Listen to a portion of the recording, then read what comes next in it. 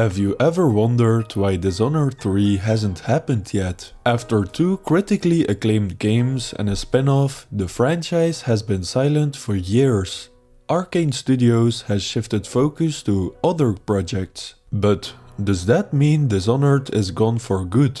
So today, we're diving into what's really going on behind the scenes, and whether we'll ever return to Dunwall. Welcome back. The Dishonored series really feel like a dying art. Games that don't just tell a story, but let you carve your own path through it. And because of that, Arcane Studios really built something special. It was a world dripping with atmosphere, where every alleyway had its secrets and every choice shapes the fate of an entire empire. It wasn't just about the stealth or the chaos, it was about inhabiting a role, bending the world to your will, and discovering the endless ways the game reacted to you. With its masterfully crafted levels and eerie oil painting aesthetic, Dishonored didn't just offer a game, it invited you into a world that felt disturbingly real. But after all these years, is its legacy still strong, or has it faded into the shadows? Well, Dishonored Death of the Outsider was meant to be a send-off, an epilogue that tied up loose ends rather than setting up a new chapter.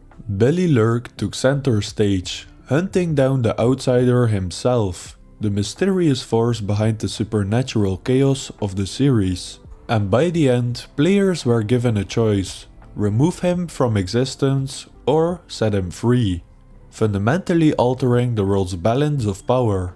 But instead of opening the door to a new era for Dishonored, it felt like Arcane quietly closing the book.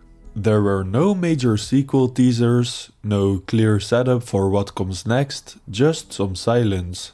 And for a series built on consequence and change, that uncertainty left fans wondering, was this truly the end?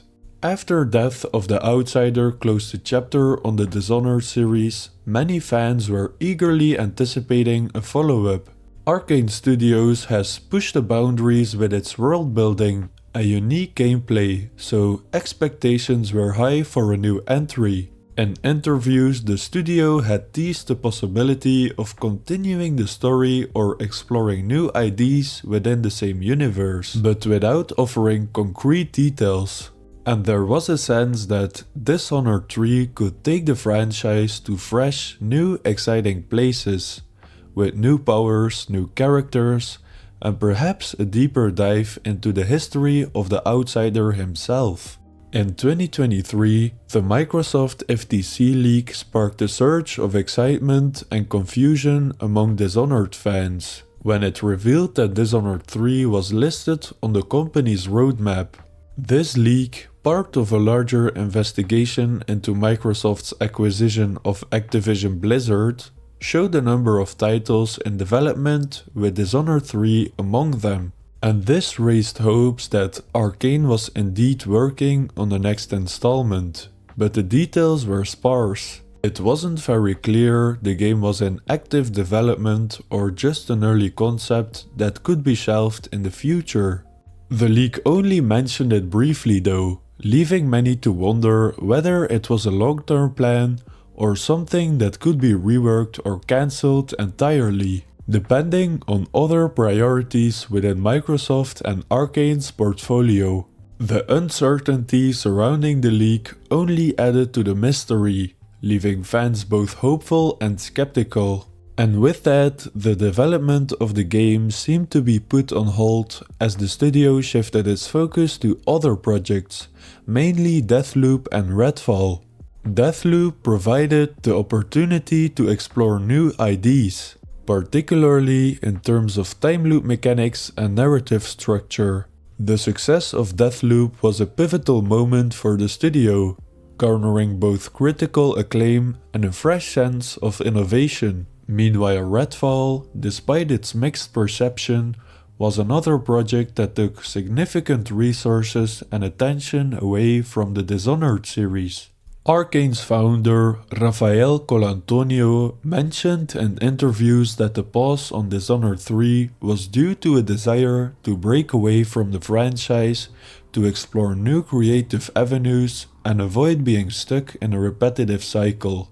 With both Deathloop and Redfall being new intellectual properties, Arcane was trying to re-establish itself in the market before returning to Dishonored. This shift in priorities reflected both a need for innovation and the changing landscape of the gaming industry, forcing Dishonored 3 to take a backseat for the time being. Let's talk about Redfall's disastrous reception, because it had a profound impact on Arcane Studios. It affected both their reputation and the future projects. This game, which was meant to be a co-op open-world shooter, failed to deliver on multiple fronts, from the poor gameplay mechanics to lackluster storytelling and technical issues. And as a result, the studio, known for their immersive sim expertise in games like Prey and Dishonored, found their credibility challenged by Redfall's failure. The disappointment was not only felt by fans but within the industry, leading to questions about Arcane's direction moving forward. This failure likely delayed or complicated development of Dishonored 3. Now they need time to rebuild its reputation, refocus its development efforts, and maybe reconsider its creative vision. The studio's resources and attention were likely diverted to fixing Redfall and addressing the backlash, causing Dishonored 3 to be put on an even further hold. There's still a lot of interest in Dishonored 3. Despite the uncertainty around its development, the series was built on a passionate fan base, and they have been vocal, expressing a clear desire to return to the world of Dunwall and Karnaca for more high-stakes political intrigue and action-packed stealth gameplay. And with the Dishonored series standing out in its genre, there's a sense that many players are still hungry for that kind of experience, especially after the lackluster reception of Redfall. And this fan interest could definitely sway Bethesda's decision. If they see ongoing demand through social media campaigns or just sustained conversation in gaming communities, it could encourage them to revisit Dishonored 3.